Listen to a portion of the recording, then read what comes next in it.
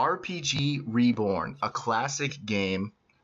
Here's a tutorial on how to get started. So the first thing is to go ahead and click Create Character. So this is us here with Cage. Hey Cage, say hi. Howdy. How's it going, everyone? There we go. All right, so the first thing here is just to go ahead and enter in your email. So your email at emailaddress.com. Enter in your password that you want and click Create. After you click Create, you're going to go ahead and be able to play, and you're able to choose your character here. So, Kaj, what do you think about the appearances? Is there anything to say about this? I mean, they're mostly... It's purely cosmetic is the main thing to know. Like, it's just which one you like best. And another thing to note is there is the option to get other skins in the game as purchases and as drops. Yeah, so for example, if you kill a penguin, sometimes you can, have the chance to get a penguin drop, which is pretty cool, actually. And obviously, the best one is the female pixie here. I mean, without a doubt, right? Who is modeled by the game developer's wife, Breb. There you go. Okay, so let's choose a name for our character. So I guess I'll just go Pixie Girl, because that suits my personality style, obviously. Okay, cool. So that's pretty much about creating the character appearance. So for the magic, let's go over the magic here. The first thing that I think is important here is to just, it's kind of a catch-22 because it is an important choice, to be honest. If you choose the wrong thing first, your character is going to be a little stuck. I mean, all the skills have their place, but the way that this game works is you choose your first magic, and then you level that up to 15, and you're able to choose your second magic. And then you level that up to 25 or 50 total of both of them, and you're able to go get your third magic. So some magics are better in the beginning game, some are better in the end game. But basically, they all have their spot in place. So my perspective on this is, how do you want your character to be? There's always kind of three main type of things in these RPG games. So there's the healer, there's the caster, and then there's the tank. So the Holy Trinity. The Holy Trinity. So let's talk a little bit about that, Kaj. So what do you like for the caster? So fire, ice, and unholy are the three main raw caster classes. Fire and ice being the true two raw casters, while unholy is a hybrid pet class. So of those three, fire has the most raw damage and sort of weaker pets, but they can pump out a lot of damage. The ice class has a bunch of really cool utility spells where you can make walls, you can freeze enemies in place, and in addition, it has the tankiest pet in the game. And then unholy, you have pretty strong direct as the other two classes, but then you also have spells that can drain life. You've got better damage over time options, and then you have two pets that are both extremely powerful. So they're all very strong starting classes. Yeah, and just as a note on that, so this class mentality, not for all specs, but for most casting specs, it's kind of a requirement, because what it does is it boosts your casting speed, and you also get an intellect buff, which boosts your just raw damage. The more intellect you have, the more raw damage you do with your spells. So, but that's definitely like a second or third magic even option. I wouldn't start with mentality. I agree with Kaj. You would definitely start with fire, ice, or unholy. Personally, I started with fire. I probably, if I was going back, would start with unholy because the pets are really good, and especially the succubus pet you get at, what is it, level 21 or level 22? Like once you get to level 21 or 22, yeah, the game just opens up and you can just wreck faces. But a really good starting class if you want to play a healer is, let's say, the ice holy combo as well. So you start with like ice, get that up to level 15, and then you go holy for your second magic. And that makes that whole mid-game range there just a lot of fun and really easy. You get the good ice spells, they do good damage. You get the nice pet, and then holy, you can heal yourself, so it's not like you just die and everything like that. So probably, I guess a recommendation would be, what do you think? Unholy for caster? You think it's a good start one? I honestly think any of those three are great to start with. Okay, what about melee character? So we've got Might, Resilience, and Shadow are kind of like the three melee skills. Might, which increases your damage, Resilience reduces your damage taken, and Shadow is it just allows you to hide, poison your daggers. It's a kind of utility, but it's cool because you can hide from enemies. Okay, so what do you think the best thing for a melee guy is? So sort of as you were touching on with mentality being a support class, Resil is that support class for melee, so you don't really want to go with it first. So between Might and Shadow, it comes down to your playstyle preference. Do you want to put on a sword or a spear or something like that and just bash face? You want to go with Might. If you want to hide in the shadows and shoot a bow or throw a poison dagger, that's Shadow. And sort of the cookie cutter in-game melee build is all three of the above. It's Might, Shadow, and Resil. And then the secondary melee build is Might, Resil, and Holy, but you sacrifice a lot of that thiefly Yeah, utility. yeah. I mean, personally, if I was going to choose a kind of tank and spade character, I would start with Might just because I'm going to go up to the mid game and I'm going to get my second magic pretty quickly, and I would probably go with Shadow for the second one. So Might and Shadow are the first two I would start with. Cool. All right. And Holy's, I guess, pretty straightforward. I don't know if we talked about it, but you heal yourself and you get a lot of utility spells or whatever, but mostly healing. It does have some offensive spells, but in general, they're going to be significantly lower in damage compared to equivalent level fire, ice, Yeah, and holy exactly. spells. You're not going to do damage with Holy. It's for sure. They have some higher level stuff that's pretty cool, I guess, like the lightning bolt, which stuns people, but yeah, you're not going to do anything. So what do we want to go with? Let's go ahead and try. I personally like the caster type thing. Let's go ahead and go with the caster. Unholy. The next step is you get to choose your weapon. Now, this is not as big of a deal because I think it's only an extra 1 or maybe 2 levels in your skill. It's basically a 5-minute difference skill. So just pick which one seems the coolest to you. It can be changed yeah, in fact, at a a lot of moment's people, notice that's one of the if you great come part up about this with game is that a something lot of better. people just use a lot of different skills and it doesn't really matter. But very quickly, I would say that these descriptions are very accurate actually as to what they do. Personally, on my caster, I use the two-handed blunt. I know Kaj uses the one-handed blunt, and we could argue all day about which one's better. But the blunt weapons are good for defense, probably for casters. Um, a lot of people, not very many people use the two-hand piercing. The one-hand piercing is really good for your shadow character because you can poison them. So that's pretty cool. But still, a lot of shadow characters, they're not just like in the darkness all the time. They jump out and actually kill stuff. So one hand slashing is cool for that because you can dual wield one hand slashing. So that's great. Two hand slashing, it's in my opinion the highest damage in the game, but it doesn't hit as fast. So I don't really see anyone really using that, even though I'm sure it would be pretty good. And then there's also one not pictured here. Hand skill is actually a weapon tree.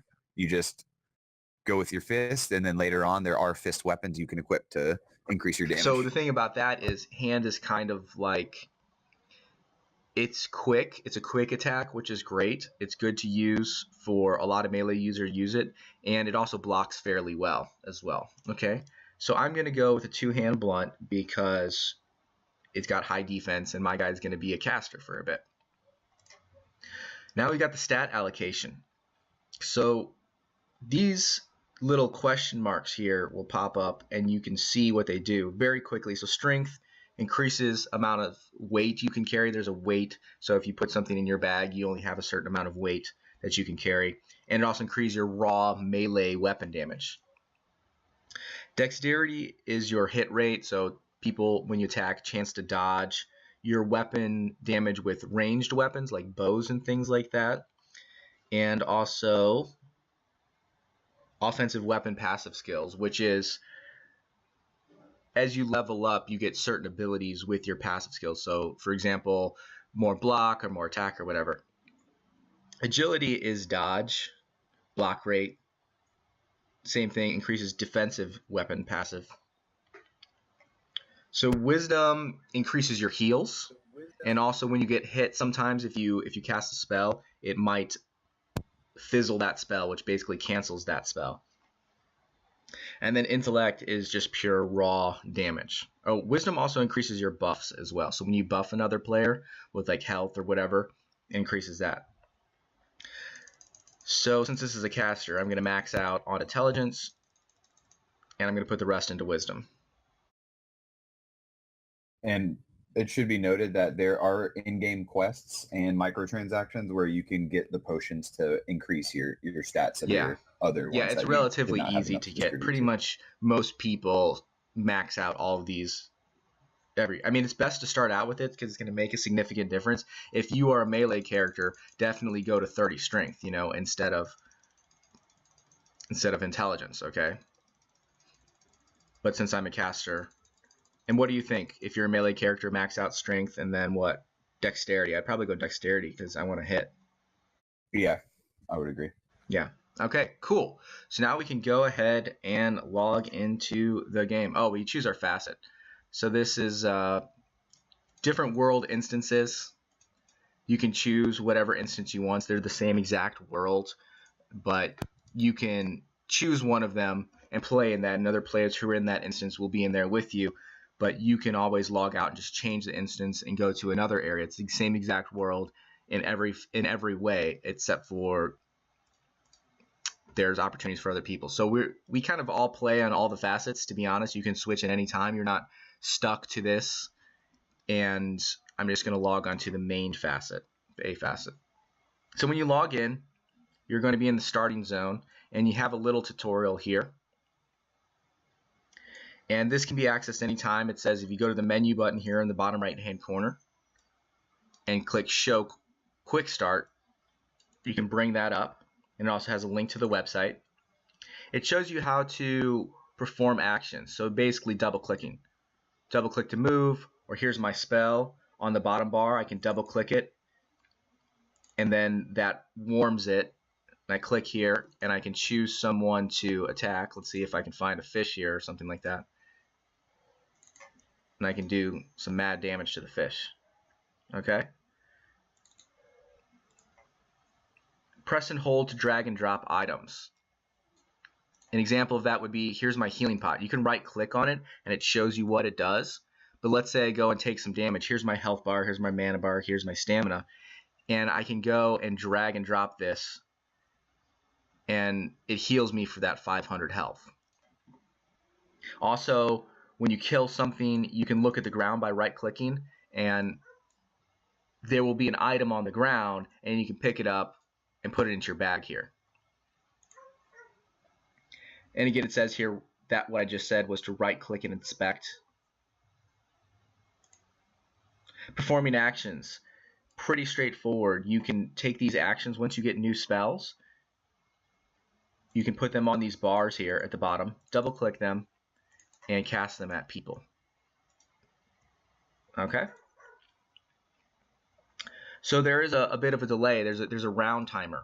So if you see here how my mouse changes to that little circle graphic, that basically means that there's a small delay in between attacks and movements and things like that. That's just the round timer, and it's for all actions. You'll see it also when I cast a spell. That just means your next round comes up and you can do another action. Okay?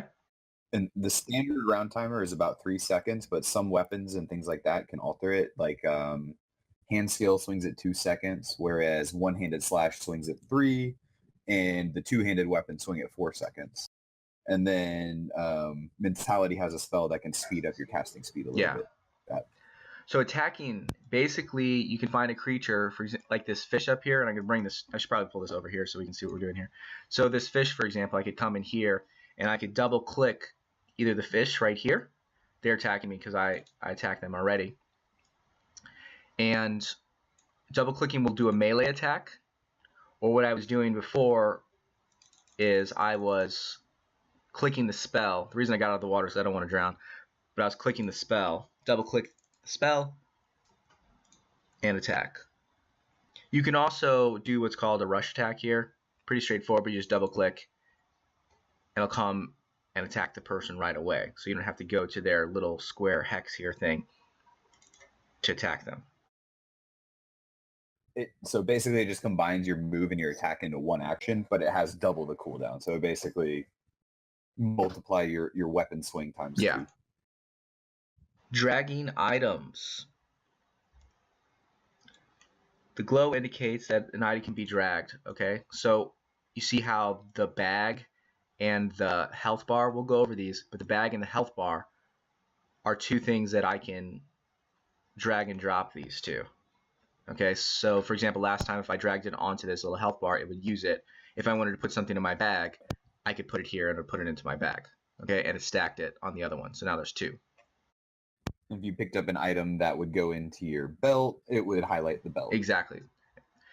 Here's the belt, by the way. So inspecting items, again, you just right click it. Yeah, go ahead and grab your staff real quick, and that'll show the oh belt. Yeah, so if I put this on the belt, now it's on the belt, the place for weapons to be held. Inspecting tiles. So you see, after I killed this fish, you can right click that tile, and now you're going to see the fish's corpse. I can double click that corpse, and all of its items will drop on the ground, and I can take this gold and put it into my bag, and now I've got coins.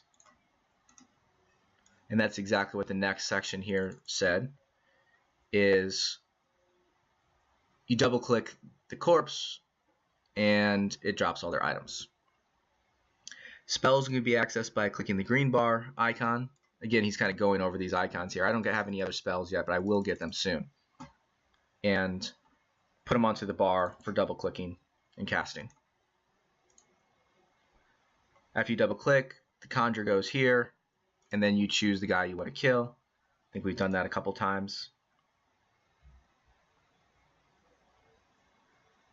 Yep. Okay, cool. So we got through that simple new player tutorial. Let's show you these windows here. So you'll see that my blunt skill is at 2. My unholy is at 1.56. The reason that's 1.56, it started at 1, but I went ahead here and just casted at some of these fishies and scaled up a bit. See, now it's at 157. And the higher your skill goes, the more damage you're going to do, the more skills you're going to get, everything like that. Okay? So now probably the next most important thing, what do you think, Kaji? We should go over these little areas right here. So I guess the first one is your character. And it goes over your mana, your stamina, whatever. And then there's a tab up here that says skills. So as you're skilling, there's all of your items that you have in your bag. Your belt shows any weapons you have. This is your spell book. Once you get new spells, they'll be put here, and you can drag and drop them to your bar and cast them, or you can cast them directly from the spell book as well. This is your attack list. Okay, so it shows everyone on your screen. If you mouse over it, you can see this light blue color here are neutral people. This green color are people you can attack. The enemies who will attack you are red, and they will automatically aggro you and attack you. Here's all of your gear spots. So once you find something on the ground, you can pick it up and put it into any one of these spots. Again, it'll glow if it can go on there. And you can equip yourself. Same thing, equipping rings as well. And then the last one is just coins. Okay? Now, talking in chat. This is an interesting one. So when you joined, you saw this section here that says join channel, type /1 to send messages. So there's a general chat message. Okay? So I just type /1 and say hello. And you're talking in general chat. You can find other people, everything like that. So what would you say about chat? What's probably important to note? Well, first of all, how to do it, but asking for help, finding other players, the community. Yeah, I mean, just hop in, say hi. You know, if people are on, they'll most likely reply, and most of the players that are in the game are pretty helpful and willing to help new players get their feet underneath them. Just get to know Yeah, people. it's definitely a good thing about this game. What I'll say is the community is really cool. It's not super stressful or competitive or trolly in any way, which is nice, but the people are really friendly and helpful and everything like that. So definitely, hey, I'm a new player. Probably someone will raise their hand and see if they can help you, maybe give you some newbie gear or whatever, which can really go a long way. So let's talk a little bit about how to interact with the quests and the NPCs and stuff like that. So you see these people around and it says quest. Okay, so you can right click on them and it'll bring up a very standard quest window. And here are the rewards for the quests. So I could get this upgraded two-handed staff. I just right clicked that to see the information. And there's some requirements to it. I need blunt skill to be at 5 and also one of these. So requires all, blunt at 5, requires any of these, mentality or fire. So since I'm an unholy guy, I really can't use this one. But if I was fire or mentality, I could do this quest and equip this staff as long as my skills were at 6 or 5 or whatever. And that's pretty much all of these quest guys around here. What do you think about quest guys? I mean, don't worry about it too much. I would say most of the Renatus quests are pretty, like, the gear you get from them is kind of lackluster until you start getting to like level 8, 10, 12 kind of time frame. It takes until then before you actually get some decent stats where the gear is really going to make much of a difference. But fortunately, it's pretty easy to get to those levels without too much time. It is. So don't get too focused on the quest. For example, you can skill up to level 9 or level 10 in a couple hours and just blow right past that gear. So it's not going to be a big deal. And to be honest, it's really just not anything. There's also a mailbox in the game, and you'll see these little things that look like a mailbox anywhere. And you can send mail, you can receive mail, everything like that. You see, I have received a new mail. We got a welcome message from Kaj, and he gave me 500 gold. I could delete the message because he's a bastard. Screw you. or I could delete the message and take the attachments. And there we go. So now I've got an extra 500, 600 gold in my bank account, on my character. There is buy some gear from the vendor. There is a vendor up here that you can come, a potion vendor. You can come and buy some health pots and some recall potions and things like that. So I definitely want a recall potion and a couple health pots just to make sure that I don't die. And the way to recall potion is I can take it and I can drink it. And then let's say I'm out and about and I go kill some guys and I'm about to die. I don't want to die. So if I double click the recall potion, it'll take me back to where I drank the potion. Now the buff, this is on the right hand side here. These are your buffs. It'll take you back to where you drank it. Okay. So let's go ahead and show you the bank as well and the trainer. And while I'm doing, and I also want to note there are a few like armor and weapon vendors around that same little area where the potion vendor was. Yeah, there's more vendors up in that same little area, absolutely. So here's the bank, pretty straightforward. Everything on the left-hand side is your bank items. You can click one, click deposit item. Now it's in your bank. It's no longer in my bag as you saw it being removed. I can come back to the banker at any point and withdraw that item. And there we go. Okay, so I'm going to walk to the Unholy Trainer. The trainers are all around in this little area here, and you can go to them. I'll show you. And what training does is it increases your skill gains. So this is the two-hand blunt trainer. I'm going to come and I'm going to train blunt. And what happens is you see the bar went from black to green. Now when you train, it says trained up to 2.50. I spent 140 gold or whatever. What that did was it gives me double the skill gain.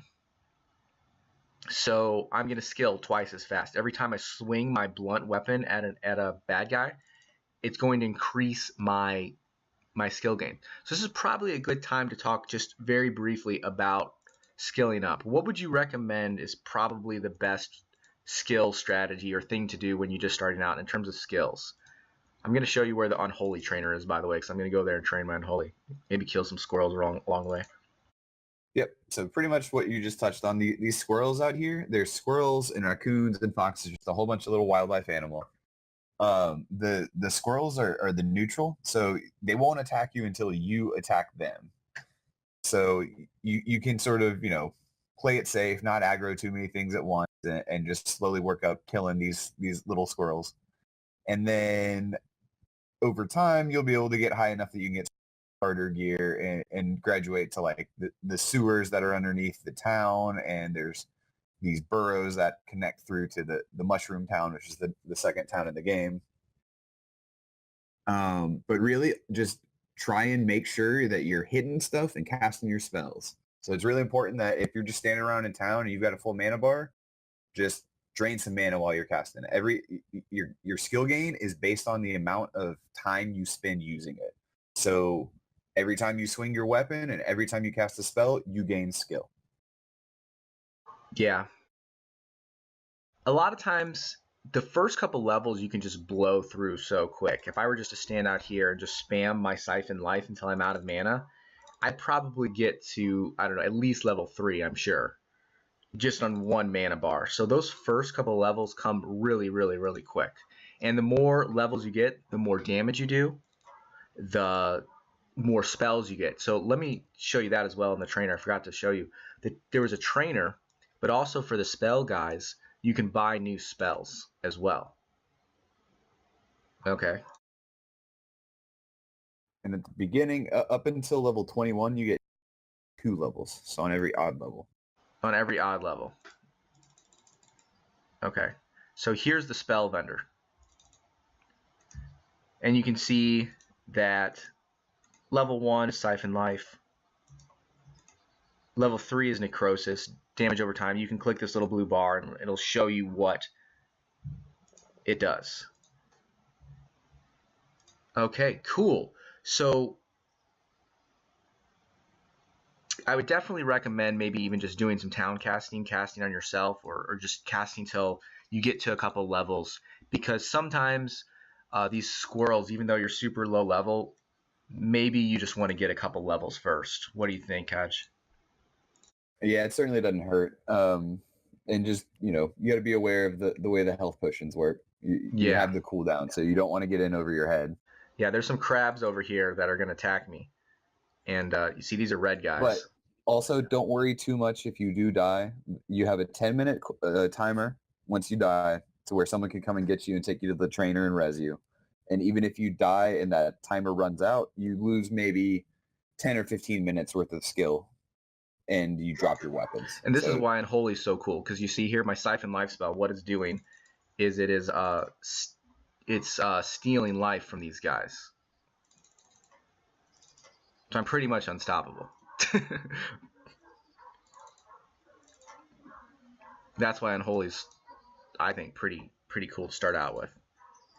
Because a lot of characters right there, I'm literally out of the box, might have died, because they got attacked by a couple crabs. With the fact that I was able to just Siphon Life. Come back, Unholy Sea Turtle. is one of those few that has both damage and sustain. Yeah, it's really cool. And you leveled up. Look at that. I'm level 2 in Unholy skill. I'm the best. I'm a champ. And you can see that's how quick it levels. It was 1 mana bar. I'm gonna go ahead and drink a health pot, cap myself off.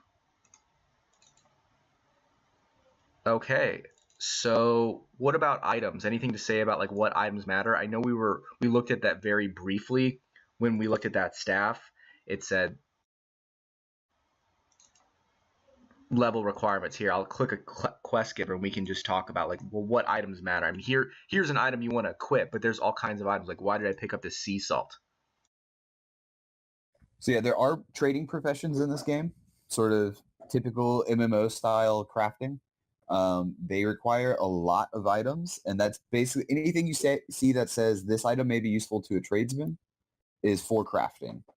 However, a lot of those items also sell to the vendors quite nicely, so it's up to you to sort of make a decision on how deep you want to go into crafting versus how much you want to have money to keep your training up. Yeah, to be honest, I think alchemy is really the best crafting thing because you get some potions you can use. Other than that, I wouldn't worry about it too much, to be honest. You can either just bank it for a later date until you get more familiar with it, or just sell it outright, which is fine too as well, just to get some money for training and things like that. And some of the larger players may even be buy some of those lower level crafting mats Yeah, and definitely. help you get gold in a way that you wouldn't be able to generate on your own. Absolutely. So, pretty straightforward. Any other things to say for new players out of the box? Any last minute advice? Jump in and have fun. Kill stuff, Jump in get gold, and have fun. Okay, cool. All right, it's Kaj here, or Kaj and Os here. So just go ahead and send us a message in game if you need anything. Thanks, guys.